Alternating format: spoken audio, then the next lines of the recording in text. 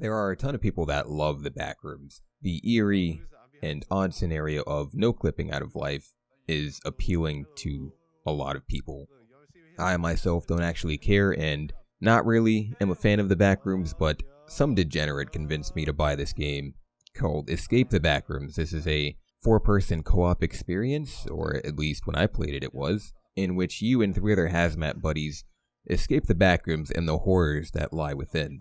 Hello all, welcome back to another Watermelon rating, and just a warning here, I refunded the game, so if you don't want to hear an opinion of someone who isn't going to keep the game, you might as well just click off the video now, and that notion kind of dictates what the next 5 or so minutes is going to be about. And let's just start, man. The way I'm going to be doing this review is probably a little confusing and not general in how most reviews really work, but I'm just going to be going over the levels, as they say, and what I thought going through them. And I'm kind of using this as a base point of what I learned about the game and what I learned playing at that time, and that's just a method that made the most sense to me. So we start off in the traditional Backrooms room, the infinite yellow wallpaper and flickering lights. If you're playing with other people, you're separated at this point, and you all start in a pretty different location, except when I played, 2 people spawned together, and the other 2 people spawned together. No more than 5 steps from seeing each other. I think this was probably because the game has a proximity chat, so to scream loud enough, you would hear at least one other person, and you guys would be able to find the other 2, ideally. The movement in this game was actually really good. You didn't have super sprint, which would make you run through the entire map, but you also weren't someone who is poorly conditioned, if that makes sense. Other than that, there isn't really much to say. There's corner peeking, not very useful in the situations that were in this game, but I think in further updates it probably will become more used. Now, talking about the level, I have to say this is probably the best work here. I don't know too much about the Backrooms lore, but I'm pretty sure all the floors, levels, whatever, are supposed to be infinite. And I'm not asking the dev to make a program or such that would make this infinite, but at least there was an attempt here. There can be, I think, 4 possibilities of where the ladder spawns, and it rotates every time you restart, die, whatever. But the 4 places are still in the same general area, if that makes sense. There's always the same structure in the game, and there's always the same pattern. So finding those 4 rooms, even if you have to deduct each of them, is not very hard. I will say, though, the hardest part is running away from the cable man who chases you on this level. Another mechanic in the game is that when you're being chased, you get adrenaline, and you can seemingly run forever. This is both a good and bad thing, because if you are running from the cable man, you can run forever, that's great, but you can't outrun the cable man. So if you're playing with 3 other people, they have to find the ladder, and then you have to run to the ladder with the cable man behind you, or you can just run in circles for 2 minutes before you die. So after you find the ladder on level 1, you get transported to the garage room, and there are places of light in the outshelters of the garage with 2 doors in them that could lead to the next level. The garage in general will be lit up for about 30 seconds until light flickers, signifying that the light is about to go out. When the light goes out, the smileys come in, and if you are caught in the darkness, you die. So you have to hop from light room to light room, checking every door to see if you can find the exit. Little did we know at that point, the exit was predetermined, and it's in the same spot every single time.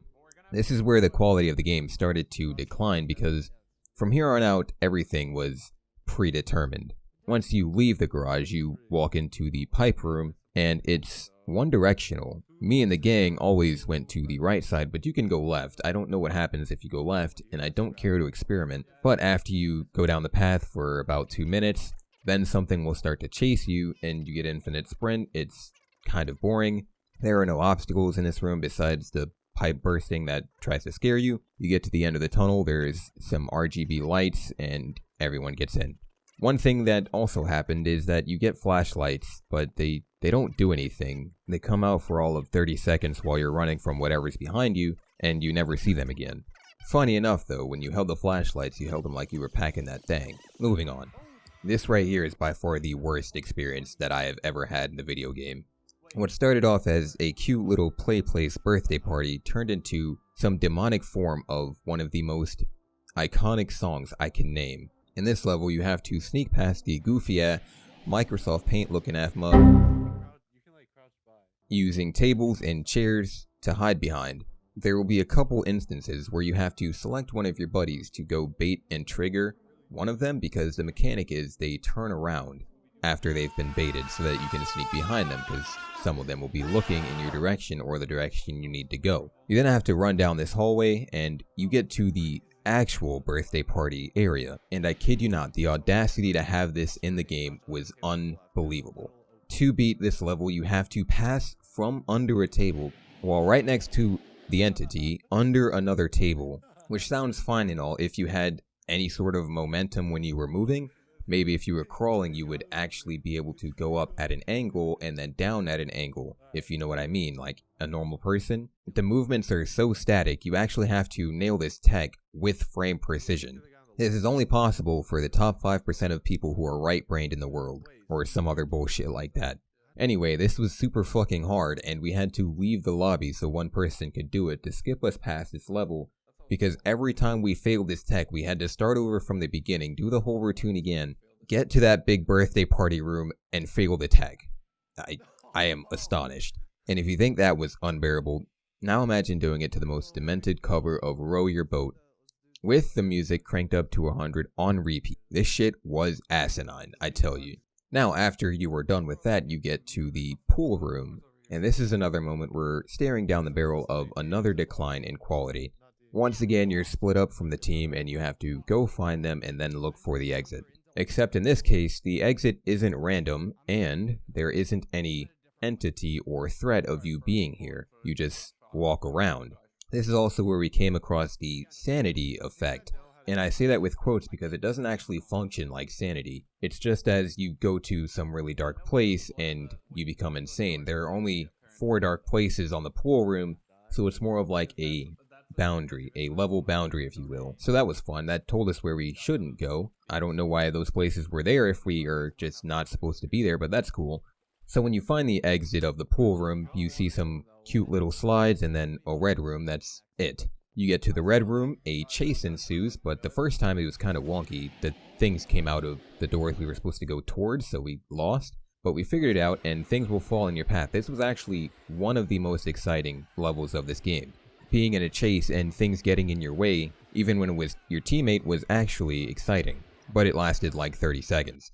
Then you get to the library room, or as people would like to say is the end, because it's written on the ceiling. And in this level there's a supersonic being that you have to kind of walk around and cruise around while you gather these tapes to play on the monitor. If you run up to the monitor before you have all the tapes and you activate it, it'll tell you how many tapes you need to get.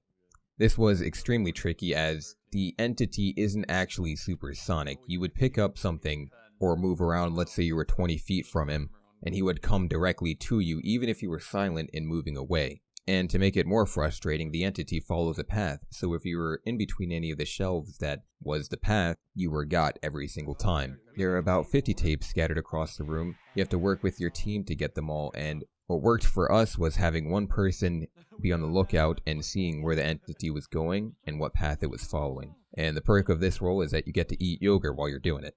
After you gather the tapes, the entity disappears and you start the monitor. This is a start to the very, very unfortunate end of this game, and it's one of the things I really despise about the production of it. The monitor will play 15 minutes of footage, give or take, about experimenting in the backrooms. I don't know any of the lore, and I don't know who this guy is, so we just sat looking at the monitor, not even paying attention. It was kind of boring. We can't even verify if it was actually released for copyright.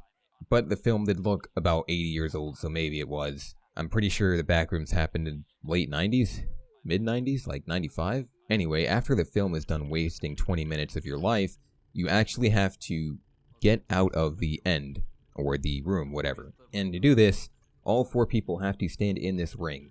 And I don't know how long they have to stand for, but they have to stand in this ring. And it took us about 10 minutes of standing around this ring to figure it out. Maybe if we would have watched the video, we probably would have known. The ring transports us to one final level, and this is, I kid you not, the worst part. It puts you at the edge of a staircase and, obviously insinuating that you have to go up it.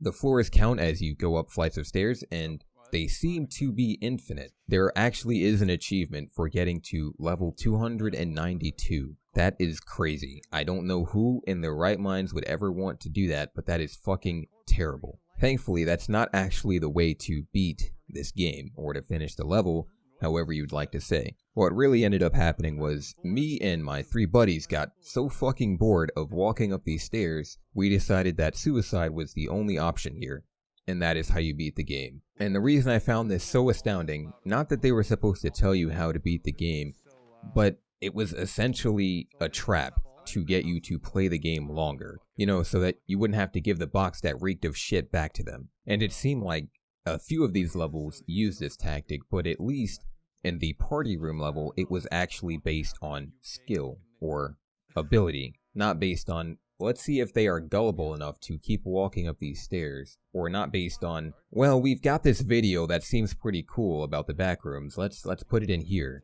So that was definitely frustrating to stumble upon, but thankfully it was over. All in all, I do feel like this game has a lot of potential. The guy said that he was going to be making a lot of updates, adding a lot of levels, but I think, and don't get me wrong here, but I think that's a bad thing. What should be focused on is the detail and quality of the levels that are already in the game, because adding more bad quality items to the cart is going to run up the total, but that's still going to have a lot of bad quality items. Some of the things that could be helped is having a little more excitement, a little more terror, if you will.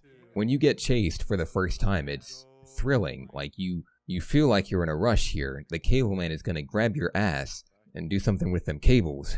But when it's like, even the second or third time, you know that you can run forever, so you're just going to run, and there's no thrill. Especially in the pipe room where you're just running. It's boring, and there's no real reason that it should be that way.